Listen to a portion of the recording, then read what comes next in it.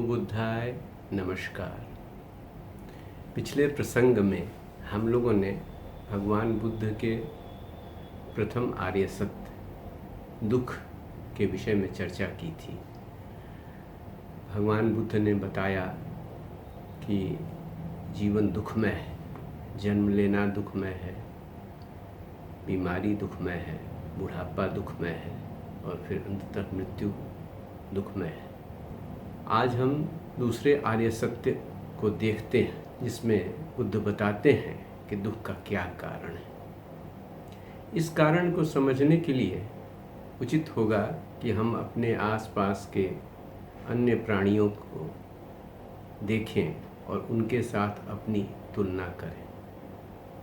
अगर हम पशु पक्षी को देखते हैं तो हम पाते हैं कि वे भी अगर कोई उनकी संतान पैदा होती है तो उनके लिए चिंता करते हैं। चिंता कब तक करते हैं? जब तक वह पशु या पक्षी बड़ा नहीं हो जाता। जब बड़ा हो जाता है तो पक्षी उड़ जाता है, जानवर अपने पैरों पर खड़ा होकर अपनी जिंदगी जीता है। इंसान के साथ ऐसा नहीं है।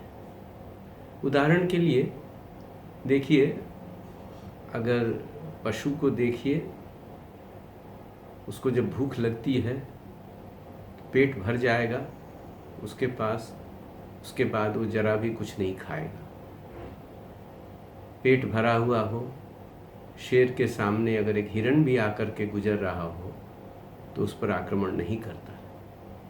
लेकिन इंसान जब पेट भरा हुआ है और सामने कोई अच्छी चीज़ और जो उसे प्रिय लगती है तो उसके बाद भी वो खाएगा, उसको आवश्यकता हो या नहीं खाएगा। और इसी प्रकार चिंता, अपने बाल बच्चों की चिंता, भविष्य की चिंता करता रहता है। परम पूजनीय विपश्यना आचार्य सत्यनारायण गोयनका जी ने कथा बताई कि 1856 में राजस्थान में एक अकाल हुआ और उस अकाल में जब लोग मरे तो जब उन्हें जलाने ले जा रहे थे तो उनके शरीर में देखा, उनके कुर्ते में बहुत सारे पैसे मिले। तो लोगों ने पता किया कि ये इनके पास तो पैसे थे, फिर ये भूखे क्यों मरे। तो पता चला कि इनको चिंता थी कि इनके बाल बच्चे और आने वाली पीढ़ियां कैसे रहेंगी, और इसलिए उन्होंने वो पैसे बचा कर रखे थे। तो क्या हुआ, उनकी जो चिंता थी उनकी चिता में बदल गई। तो अब इसका अर्थ यह नहीं है कि हम अपनी आवश्यकता की चीज़ों के लिए कार्य न करें। जरूरी है। पशु का उदाहरण बड़ा अच्छा मैंने दिया। हमें अपने अंदर नीड और ग्रीड, क्या आवश्यकता है और कहाँ से लालच शुरू होता है, इन दोनों के बीच की लक्ष्मण रेखा को समझना चाहिए।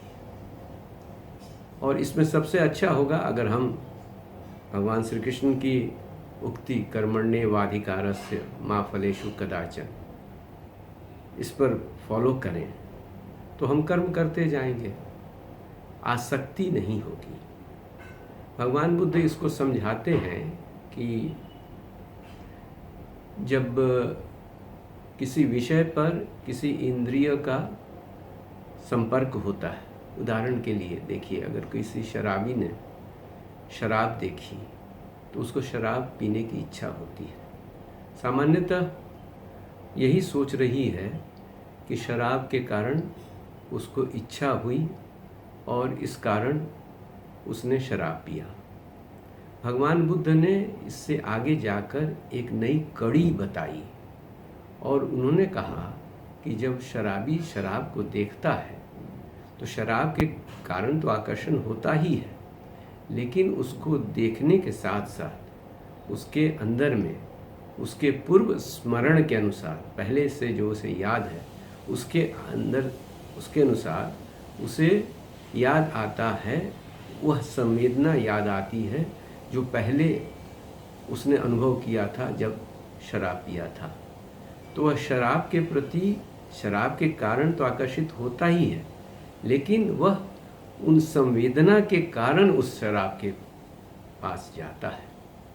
तो इस तरह से भगवान बुद्ध ने ये जो खोई हुई कड़ी थी उसको खोज निकाला, और फिर उसको कैसे दूर किया जाएगा, उस तन्हा को, उस क्रेविंग को, उसको कैसे दूर किया जाएगा, उन्होंने बताया कि इस कड़ी को अगर समाप्त कर दिया जाए तो फिर तृष्णा का नाश हो जाएगा, और अगर नहीं खत्म होता है तो इंसान जीवन पर्यंत और चाहिए और चाहिए, धन दौलत, ऐश्वर्य, मान सम्मान, घर द्वार, नौकर चाकर, अहंकार की तृप्ति, इसी के पीछे, मृग तृष्णा के पीछे जैसे मृग दौड़ता रहता है और अंत में, जीवन के अंत में मृत्यु को प्राप्त हो जाता है। तृष्णा तो पूरी होती नहीं है, माया है, पूरी होगी नहीं, और चूंकि इच्छाएं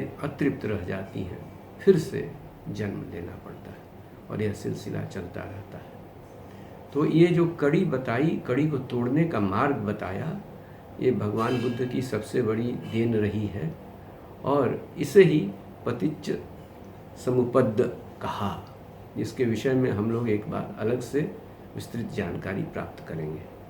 अब बुद्ध ने बताया कि अगर तृष्णा को समूल उखाड़ दिया जाए तो फिर हम अपने दुखों से मुक्त हो सकते हैं, और इसका उन्होंने प्रैक्टिकल मार्ग बताया, अष्टांग मार्ग, जिसकी चर्चा हम तीसरे और चौथे आर्य सत्य में करेंगे।